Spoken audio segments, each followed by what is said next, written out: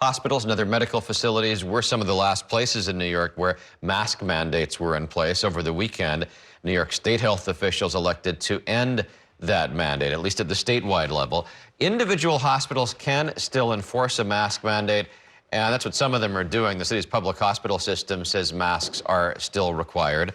One expert from Johns Hopkins says it's likely that we are going to see some sort of a patchwork of mask policies from here on in. In New York City, it's unique because there's a public health hospital system run through the Health and Hospitals Corporation. They are continuing to their mask requirements as operators of hospitals. So that's a local decision being made there. What I think will happen in the private hospitals, such as, for example, Langone or New York Presbyterian, is that they'll make a determination based on whatever local metrics that they want to use to determine whether universal mask use is necessary. Bob Hart, let's talk the politics of the pandemic. I think the governor has been under pressure to just move along and treat the pandemic like it's not happening. People made that decision on their own in some parts of the state before others. This is the one area where I don't think there would have been a lot of pushback if the mask mandate had remained in place. Yeah, I mean, forgetting about the pandemic, there's a lot of sick people in hospitals, a lot of people with immune systems that are compromised. So I'm not sure why you needed to say, hey, guess what? If you go to a hospital, you don't have to wear a mask. It might be a good idea for everyone to be wearing a mask. Listen, the doctor, when they're doing surgery on you, he or she, they're wearing a mask. So it just seems to me sort of common sense. Was there any particular catalyst you were aware of? No, I think you're right. I think it was about politics. I think it's about executive orders. I think it's about moving on. You saw it with the President's State of the Union speech, basically talking about the pandemic in the past tense. Listen, the best numbers nationally were around October, before Thanksgiving. They've spiked up. I mean, they're still relatively low looking over the last 3 years. But I just think there's an intense political pressure to move on, to your point. But I mean, I think, again, COVID or no COVID, it might be a good idea to be wearing a mask in a doctor's office with sick people in the hospital. Well, and it might be irrelevant in your situation because the hospitals can put their individual mandates in. Your doctor, as you're coming in the reception area, can say, put a mask on. So it will be a case-by-case thing. Let's switch to Congress, the big fight that is brewing over what to do with the national debt ceiling.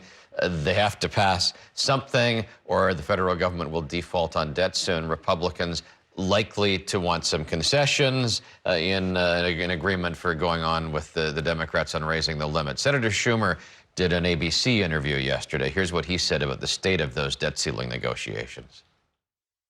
We have a position. We have a clear position. Do it clean. Do it without brinksmanship. Do it without this risk of hostage-taking where things could blow up. The problem here for both sides is that you could have a deal with Kevin McCarthy and Chuck Schumer and Joe Biden could be all on the same page eventually.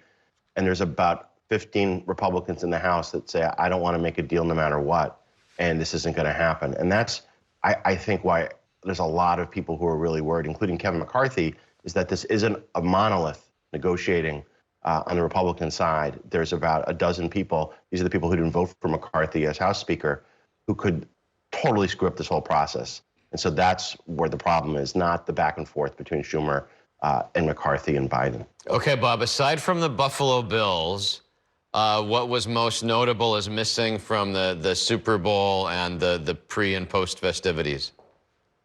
I mean, for me, it was officiating in both of the Chiefs' wins. It was one of the best games I've seen in a long time. And then you get ticky-tack foul. It reminded me of Michael Jordan. Anyone coming close to him and a whistle would get blown. It's not the Chiefs' fault, but I really think that call near the end of the game really was disappointing. I felt like the officials were lonely and that they needed a little attention, and that's why they threw the flag. So Jamie's celebrating in the corner. See, where I was, it was a great game. Where I was going with the question was that there was no Biden pregame interview with Fox. You know, it's funny. The back and forth about that between the White House and Fox is very interesting.